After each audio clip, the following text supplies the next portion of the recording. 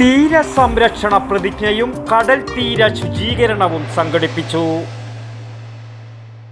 ഇപ്പോഴത്തെ കുട്ടികളുടെ IQ level വളരെ ഹൈ ആണ്.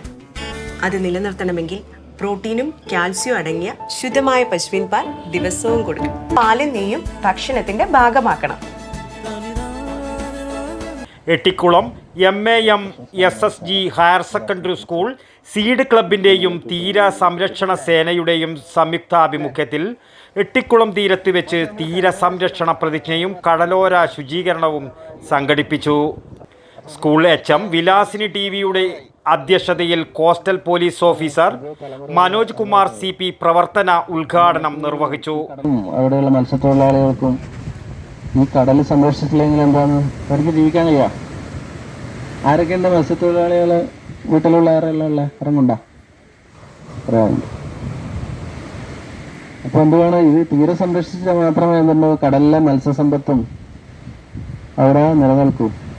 ഇപ്പോൾ മാഷ് പറഞ്ഞ പോലെ ഇതാണ് പ്ലാസ്റ്റിക് തന്നെ ഏറ്റവും വലിയ ഭീഷണിയാണ്. ഏറ്റവും ഭീകരനായ ഒരു ആളാണ് പ്ലാസ്റ്റിക് അല്ലേ.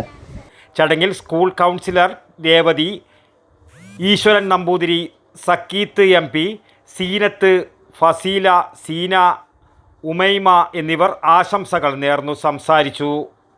സാബു കൊല്ലം, ഗോകുൽദാസ് കുന്നരു എന്നിവർ പരിപാടികൾക്ക് നേതൃത്വം നൽകി. തുടർന്ന് തീരദേശം പ്ലാസ്റ്റിക് മുക്തമാക്കാൻ ആവശ്യമായ രീതിയിൽ ശുചീകരണ പ്രവർത്തനം നടന്നു. ചടങ്ങിന് ക്ലബ്ബ് കോർഡിനേറ്റർ സതീശൻ KC സ്വാഗതവും വിദ്യാർത്ഥി പ്രതിനിധി മുഹമ്മദ് ഷഹൽ നന്ദിയും രേഖപ്പെടുത്തി. News bureau, Ramanthali.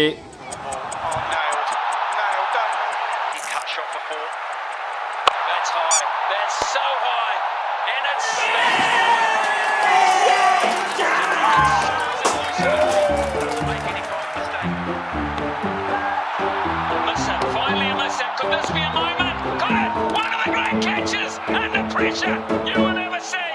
My goodness gracious me!